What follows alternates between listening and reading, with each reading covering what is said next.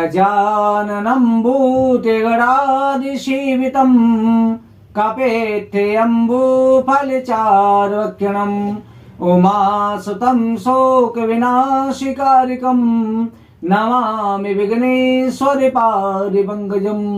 गुरुर्ब्रह्मा गुरुर्विष्णुः गुरुर्देवो महेश्वरः गुरुर्साक्षात् परं ब्रह्म तस्मै श्री गुरुवे नमः।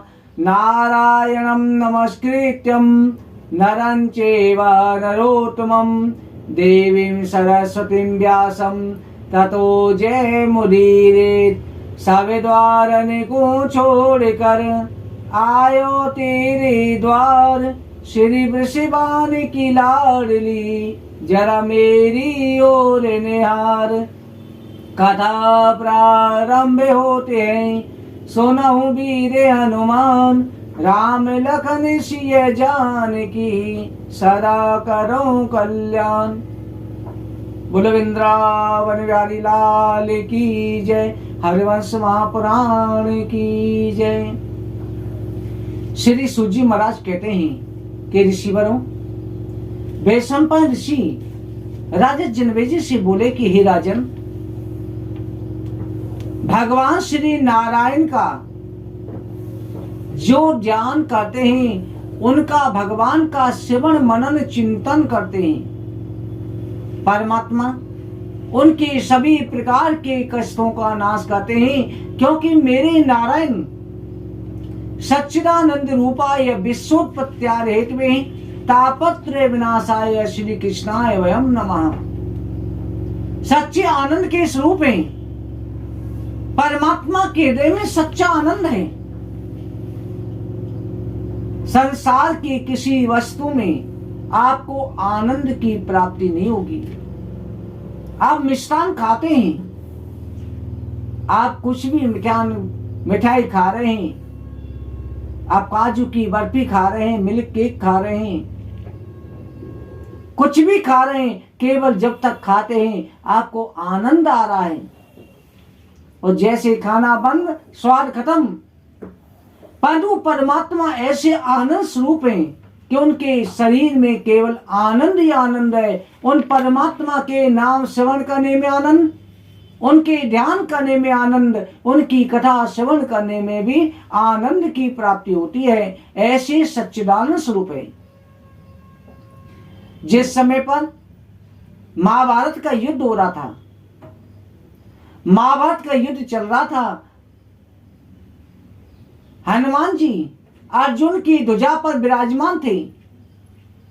अब भीष्म पितामह बाण मारते हैं, बाण मारने पर मेरे कन्हैया को बाण लगते हैं, और कन्हैया पर जब बाण लगते हैं, श्याम वरण है मेरे कन्हैया का, बाण निकालते तो रक्त की बूंदें झलक आती हैं। क्योंकि मेरे कन्हैया ने प्रण किया था कि मैं अस्त्र धारण नहीं करूंगा। आज भीष्म पितामह ने प्रण किया था कि मैं आपसे अस्त्र उठवा लूंगा। भक्त और भगवान के बीच में ये झगड़ा चल रहा है। आखिर में हारना तो भगवान को ही पड़ता है, भक्त कभी हारता नहीं है। भक्त और भगवान की लड़ाई है ये। आज भीष्म पितामह बाणों को मार रहे हैं, भगवान श्री कृष्ण के बाण लगते हैं। भगवान श्री कृष्ण के शरीर पर जब रक्त की बूंदें झलक आती हैं, तब भीष्म पितामह को बड़ा आनंद आ रहा है। आज भगवान को भी आनंद आ रहा है, भगवान मुस्कुरा रहे हैं।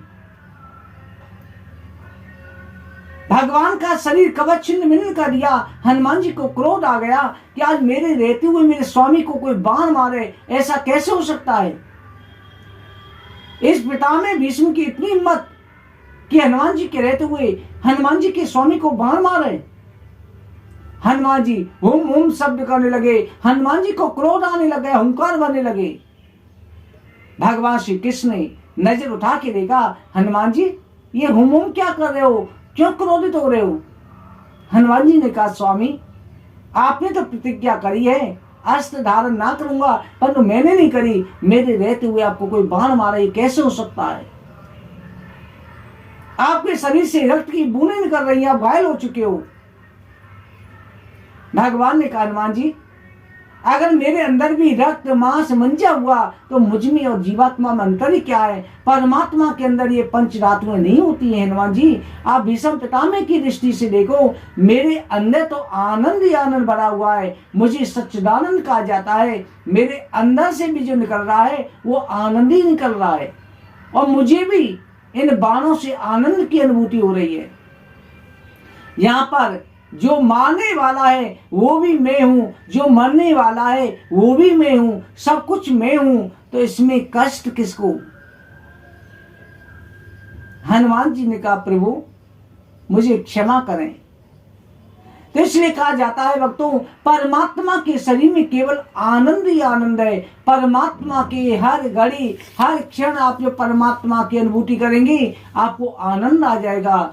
भगवान के भक्तों का संग करोगे आपको सच्चे आनंद की प्राप्ति होगी, सच्चिदानंद की प्राप्ति होगी।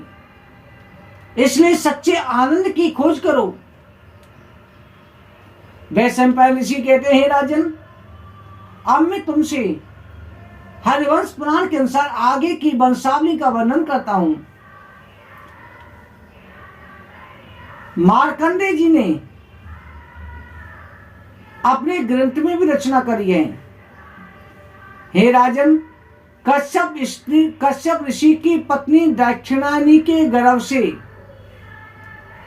सूर्य की उत्पत्ति हुई। माता अदिति को ही दक्षिणायनी भी कहा जाता है। सूर्य का विवाह विश्वकर्मा की पुत्री संज्ञा से हुआ। संज्ञा कुछ क्रोधी स्वभाव की थी।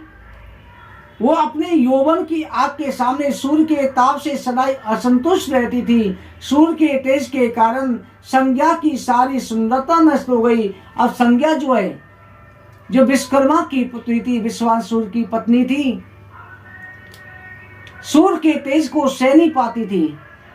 अब संज्ञा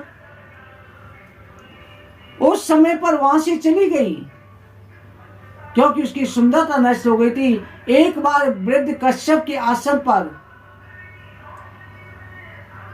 अदिति माता के द्वारा एक अपराध हुआ था जिसके कारण सूर्य को क्षति हो गई। सूर्य का तेज प्रबल हो गया था। कहा जाता है सूर्य का तेज ऐसा क्यों था? वैशंपायन ऋषि कहते हैं, राजन सूर्य का तेज भी प्रबल होने का कारण है जो संज्ञा सहन नहीं कर पाती।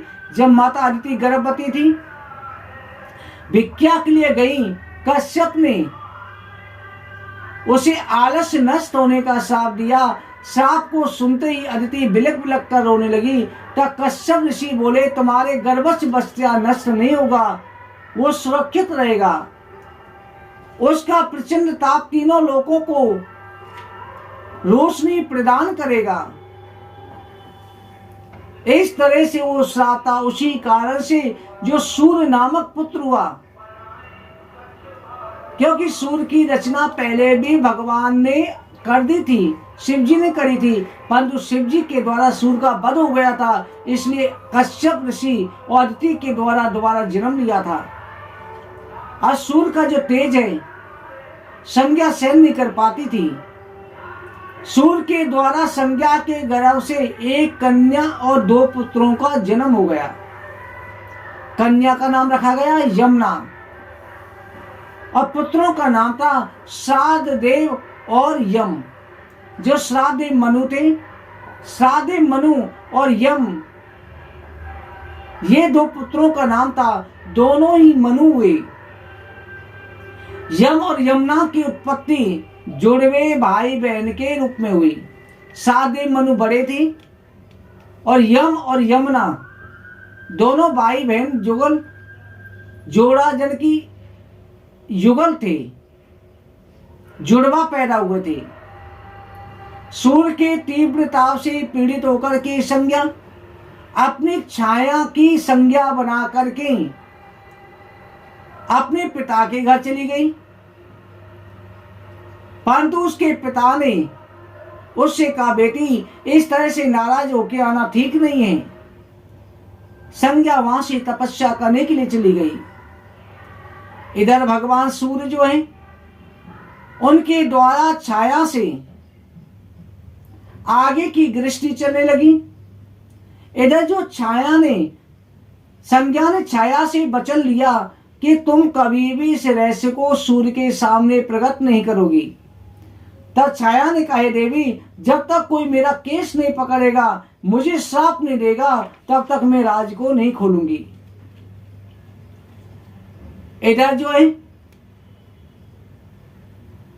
छाया जो है सूर्य देव के साथ रहने लगी। छाया के गर्भ से बेवस्त मनु के समान आकार वाला एक पुत्र हुआ, जो सावनी के नाम से प्रसिद्ध हुआ, जो सावनी मनु कहलाया, बेवस मनवंतर कहलाया। और दूसरा बेटा हुआ जिसका नाम था शनिचर, शनिदेव हुए। छाया ने संज्ञा के बच्चों को पहले जैसा प्यार करना बंद कर दिया, अपने बच्चों को प्यार करने लगी। ये सौतेला व्यवहार देख करके यमराज को सहन नहीं हुआ।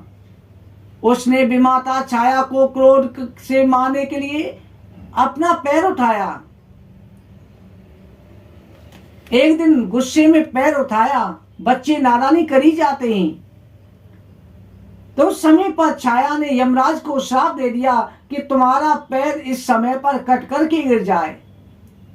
यम छाया के श्राप से भयभीत होकर अपने पिता सूर्यदेव के पास गया और पिता को श्राप के बारे में बताते हुए कहा, पिताजी, माँ सभी बच्चों को बराबर प्यार करती है, परंतु इस समय पर मेरी माँ मुझे प्यार नहीं करती, छोटे भाई बहनों को प्यार करती है, मेरी अपेक्षा करती है। और जब मैंने गुस्से में पैर उठाया तो मेरी माँ ने मुझे इस समय पर श्राप दे दिया है कि मेरा पैर कट कर के गिर जाए। मैंने केवल गुस्से में दिखाया ही था, मारा नहीं था। अब आप प्रसन्न होकर के मेरा अपराध क्षमा कर दें, मेरे पैर को गिरने से बचा लें। सूर्यदेव ने कहा, पुत्र अब तो तुम्हारी माता का ये श्राप टल नहीं सकता। जाओ, कीट पतंगे तुम्हारे पैर का मांस लेकर के पृथ्वी के अंदर चले जाएं, जिससे तुम्हारी माँ की वाणी की रक्षा होगी, तुम भी श्राप से मुक्त हो जाएंगे। सूर्यदेव ने इसका निवारण निकाला। कहे, पुत्र माँ का श्राप तो कभी नष्ट नहीं होगा, केवल एक मैं रास्ता बता सकता हूँ, तुम्हारा पूरा पैर कट के नहीं गिरेगा, जरा सा मांस कीड़े मकोड़े तुम्हारे पैर का खा जाएंगे और उस अंग को लेकर के, हिस्से को लेकर के जमीन के अंदर चले जाएंगे, श्राप का निवारण भी हो जाएगा। सूर्यदेव ने छाया से बात करनी चाहिए कि तुम दोनों छोटे बच्चों को अधिक प्यार करती हो, बड़ों की उपेक्षा करती हो। छाया ने सूर्यदेव को जवाब नहीं दिया, टाल गई। सूर्यदेव ने अपने योग बल से सारा भेद जान लिया और छाया को नष्ट करने के लिए उसके केस पकड़ लिए। छाया सारा भेद बता करके वहां पर अंतर्ध्यान हो गई। सूर्य क्रोध में ही अपने ससुर विश्वकर्मा के घर पहुंची। विश्वकर्मा ने समझा बुझा करके सूर्यदेव को शांत किया। फिर बोले कि आपकी पत्नी संज्ञा आपके अधिक तेजों में शुरू से दुखी होकर के घोड़ी का रूप धारण करके तपस्या कर रही है, केवल पत्तों का आहार खाती है, कृष्ण दीन जटिल बड़ी भयंकर तपस्या कर रही है। विश्वकर्मा ने कहा कि सूर्यदेव आप चिंता ना करें, मैं आपका तेज कम कर दूंगा। विश्वकर्मा ने सूर्य को शान पर चढ़ा करके सूर्य के शरीर को घिसा, चेहरे की तेज को कम किया। मुख पर सुंदर लाल वर्ण चमकने लगा। उनके मुख से निकलने वाले तेज से जो तेज घटाया, उससे धाता अरमा मित्रा वरुण अश भग विश्वान पूषा पर्जन जगन्यज त्वष्टा अजगन्न विष्णु नामक 12 आदित्य प्रकट हुए। उन 12 आदित्यों को देख करके सूर्य बहुत प्रसन्न हुए। विश्वकर्मा सूर्य को पुष्प चंदन अलंकार आभूषण आदि से सम्मानित करके बोले, आदित्य आप अपनी पत्नी के पास जाइए। इस समय पर घोड़ी का रूप धारण करके उत्तर कुरु प्रदेश में घास चल रही है। सूर्यदेव ने भी घोड़े का रूप धारण करके अपनी पत्नी संज्ञा के पास पहुंचे। उस पर आकर्षित होकर के उससे रतिक क्रिया में लीन हो गए। उस समय पर सूर्य का जो तेज गिरा,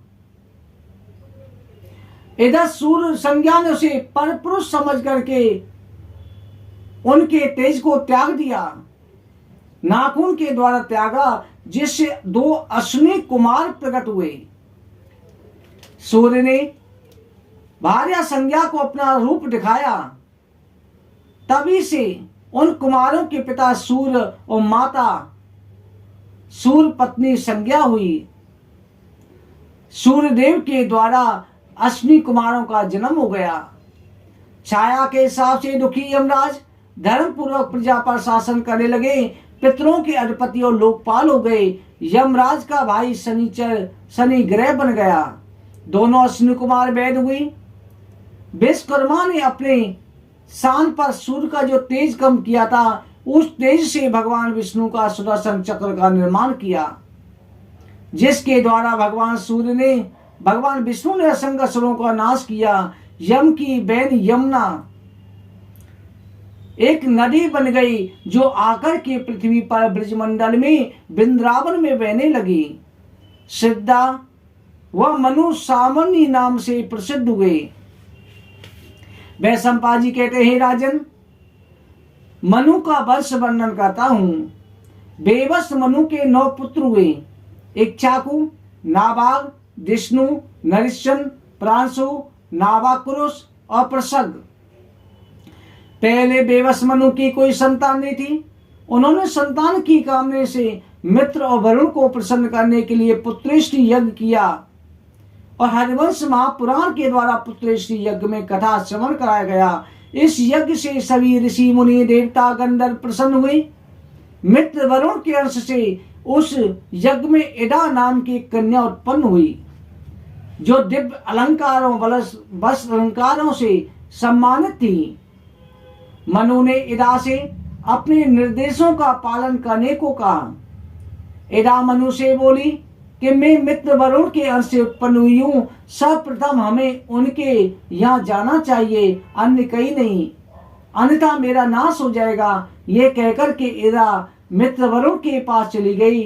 हाथ जोड़कर के विनय पूर्वक बोली कि आप लोगों के अंश से उत्पन्न हुई हूँ, आप लोग मेरे लिए कार्यों का निर्देश करें कि मुझे क्या करना चाहिए।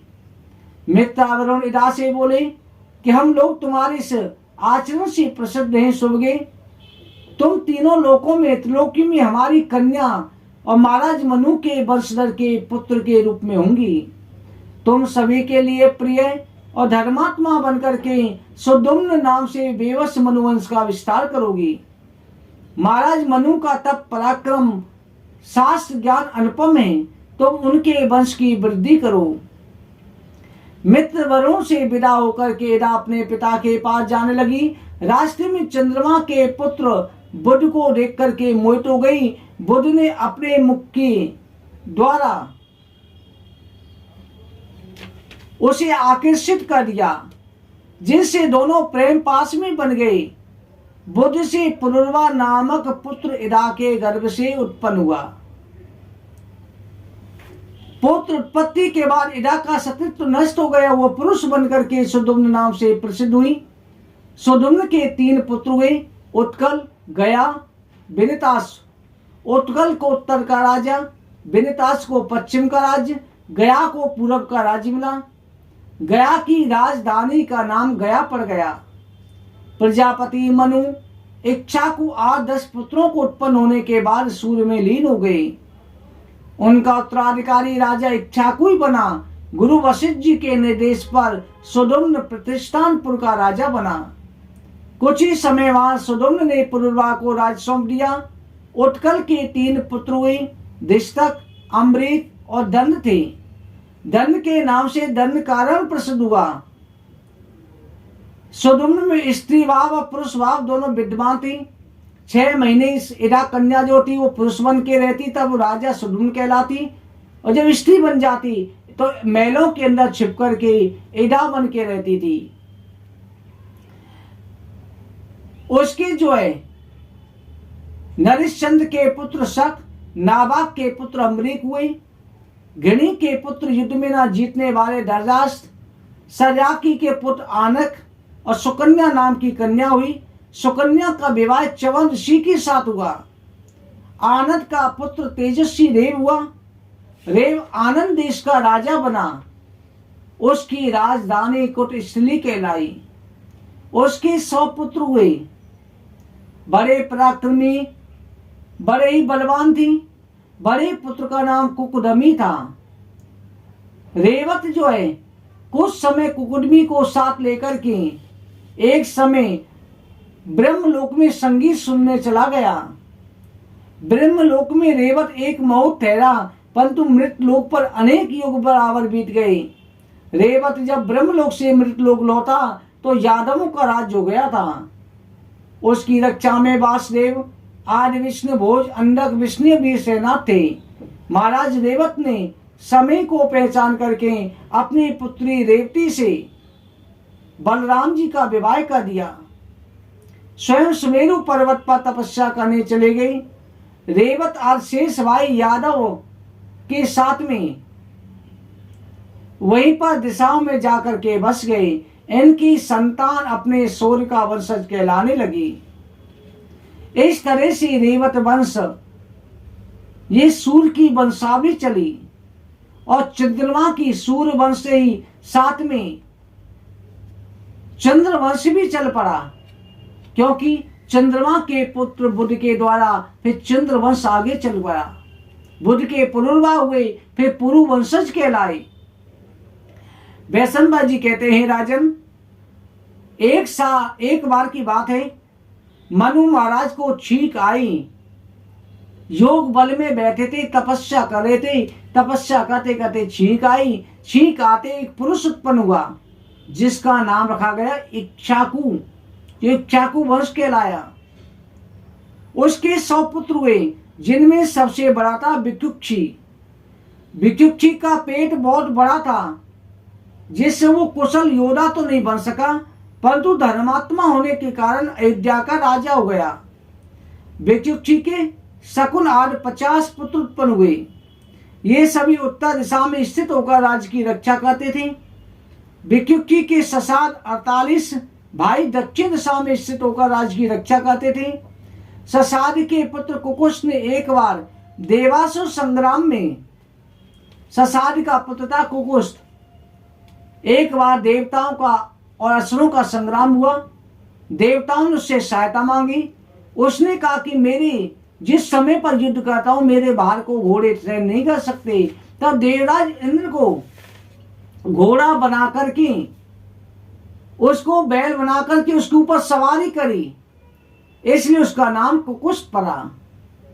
कुकुश का पुत्र युवनाश, युवनाथ का पुत्र शाश्वत हुआ।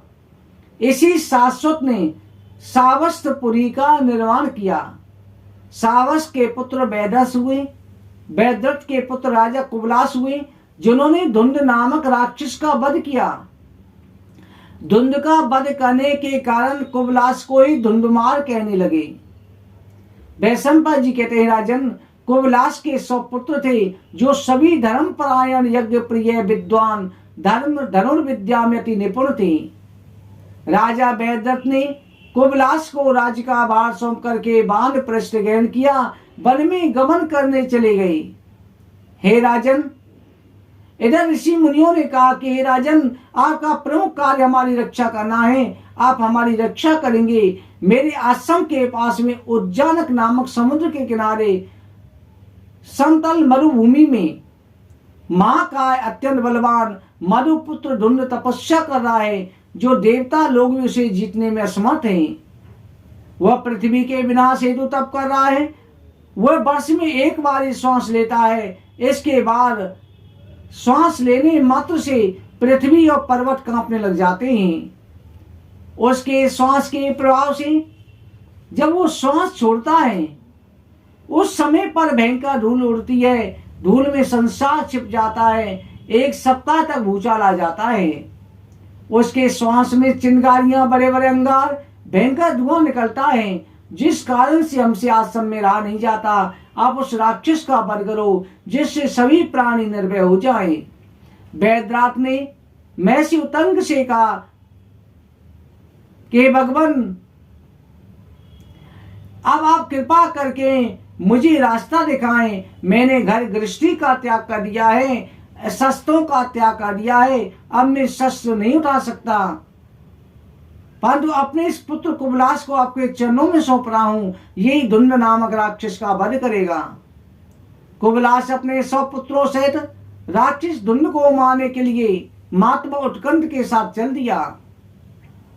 महर्षि उत्कंठ की प्रार्थना पर भगवान विष्णु ने कुबलास के शरीर में प्रवेश किया, जिससे उसी समय आकाशवाणी हुई कि कुबलास आज निश्चय ही धुंध नामक राक्षस का विनाश करेगा। उन पर देवता लोग फूलों की वर्षा करते हुए आनंद से धुंध भी बजाने लगे। कुबलास ने अपने पुत्रों को बालू के समुद्र को खोदने का आदेश दिया। पुत्रों ने बालू को खोदते हुए देखा कि धुंध पश्चिम की तरफ सोया है। धुंध राजकुमारों को देखते ही तीव्र क्रोधाग्नि में जलने लगा। उसकी क्रोधाग्नि में कुबलास के 97 पुत्र जल करके भस्म हो गए। शेष केवल 100 में से 3 पुत्री बचे थे। शाम को चंद्रोदय होते हुए देख करके समुद्र के तेज प्रवाह के समान धुंध के शरीर से अत्यंत वेग से जलधारा बह चली। ऐसा प्रतीक होता था कि मानो संपूर्ण पृथ्वी को जलमग्न कर देगा। तब कुबलास वहां जाकर के धुंध की सारी जलधारा को पान कर गया। अपनी योग माया से तीव्र वर्षा करके राक्षस की क्रोधाग्नि को शांत कर दिया और अपने अद्भुत पराक्रम से राक्षस का वध कर दिया। उसका मृतक शरीर महर्षि उत्कंठ के सामने रख दिया। इससे महर्षि उत्कंठ ने प्रसन्न होकर कुबलास को अक्षय धन, विजय, धर्मानुराग, स्वर्ग की प्राप्ति, उसके मरे हुए पुत्रों को दिव्य लोक प्राप्ति होने का वरदान दिया और राजा के सभी पुत्रों को स्वर्ग लोक का प्रस्थान कराया। हे राजन, अब आगे गालब ऋषि की उत्पत्ति का वर्णन कहते हैं। राजा कुबलास के 3 पुत्र बच गए थे, जिनका नाम था धृतराष्ट्र, चंद्रास, कपलास। धृतराष्ट्र का पुत्र हर्यश, हर्यश का पुत्र निकुंभ, उसका पुत्र सदाश्च जो कि रणभूमि में कसल योद्धा था। उसकी एक हर्षवती नामक कन्या थी। इस कन्या से विश्वविख्यात प्रसेनचित नामक पुत्र हुआ। प्रसेनचित की पत्नी का नाम गौरी था। किसी कारणवश प्रसेनचित ने गौरी को श्राप दे दिया, जिससे गौरी बौदा नामक नदी हो गई। गौरी से उत्पन्न पुत्र मंदाता हुआ, जो तीनों लोकों पर विजय प्राप्त करने वाला था। मंदाता का विवाह शिशु बिंदु की कन्या चैत्ररथी से हुआ, जो एक साहसी बिंदुमती रूपेण साहसी नाम से भी प्रसिद्ध हुई। उसके 10,000 भाई थे। मंदाता के 2 पुत्र पुरुषकृत और मुखकृंद हुए। पुरुषकृत के पुत्र सहदस्यु हुए, जिसने अपनी पत्नी नर्मदा के गर्भ से संभूत नामक पुत्र को उत्पन्न किया। संभूत का पुत्र सुधर्मा, सुधर्मा का पुत्र धनवा, धनवा का पुत्र त्रारुण हुआ, जो अच्छा विद्वान था। त्रारुण के पुत्र बलवान सत्यव्रत हुए। इसने एक विवाह में बाधा पहुंचा दी थी, यहाँ तक कि किसी के विवाह में वर वधू सप्तपदी का मंत्र बोल रहे थे। अभी मंत्र ही पूरा नहीं हुआ, सत्यव्रत ने स्वभाववश मूर्तावश कामासक्त में आसक्त होकर उस कन्या का अपहरण कर दिया और अपनी पत्नी बना लिया। इस पर सत्यव्रत के पिता महाराज त्राणु ने उसे त्याग दिया। वो बोले, तुम जैसे नीच का पिता कहलाना उचित नहीं है, अतु चांडालों के साथ निवास कर। अपने पुत्र को इस कर्म के द्वारा कि किसी कन्या का अपहरण किया है, सत्यव्रत को अपने राज्य से निकाल दिया। पिता की बात सुनकर के सत्यव्रत वशिष्ठ जी के यहाँ गया, परंतु वशिष्ठ जी ने उसके अपराध को क्षमा नहीं किया। अब वो चांडालों के घर में निवास करने लगा। तृणरूण वन में तपस्या करने चले गई। इधर विश्वामित्र भी अपनी पत्नी व बच्चों को त्याग कर समुद्र में जलीन स्थान में जाकर तपस्या में लीन हो गई, जिससे उसकी पत्नी अपने पुत्रों की गले में रस्सी बांधकर गौ की तरह बेचने के लिए घूमने निकली, जिसकी आजीविका नहीं चले। उस समय सत्यव्रत विश्वामित्र के बच्चे को लेकर उसका भरण पोषण करने लगा, जिससे मुनि विश्वामित्र का कृपा पात्र बन गया। और विश्वामित्र ने उस बच्चे को, जो उसकी माँ गले में रस्सी बांध के घूम रही थी, उसको अपने पास रख लिया, राज दे दिया, जिसका नाम गालब पड़ा। वैशंपायन ऋषि कहते हैं, राजन, इस तरह से भगवान श्री हरि की कथा अनंत है। भगवान की कथा के भेद को कोई भी व्यक्ति जान नहीं सकता। तभी कहा जाता है ना, हरि अनंत हरि कथा अनंता। कहीं सुने सब विधि सब संता। भगवान श्री हरि अनंत हैं, भगवान की कथा अनंत है। भक्तों एक बात का आप ध्यान अवश्य रखें, कथा के बीच में अगर आपको चाहे रस आए चाहे नहीं आए, आपको कथा सेवन अवश्य करनी है, क्योंकि भगवान के वंश की सृष्टि की वंशावली सुनने से ही वंश की वृद्धि होती है, परिवार के सभी कष्ट दूर होते हैं, परिवार के अंदर मंगलाचरण होता है, हर कार्य बनने लग जाते हैं, हर स्थिति में परमात्मा रक्षा करते हैं। भक्तों आज की कथा कहीं पर विश्राम करते हैं। कथा सदा होती रहे सुनहु वीर हनुमान, राम लखन सिय जानकी, सदा करो कल्याण सियापति राम। जय जय राम मेरे प्रभु राम, जय जय राम करो कल्याण सीताराम। बुलरवंश महापुराण की जय। जय जय श्री राधे, जय जय श्री राधे, जय जय श्री राधे श्याम।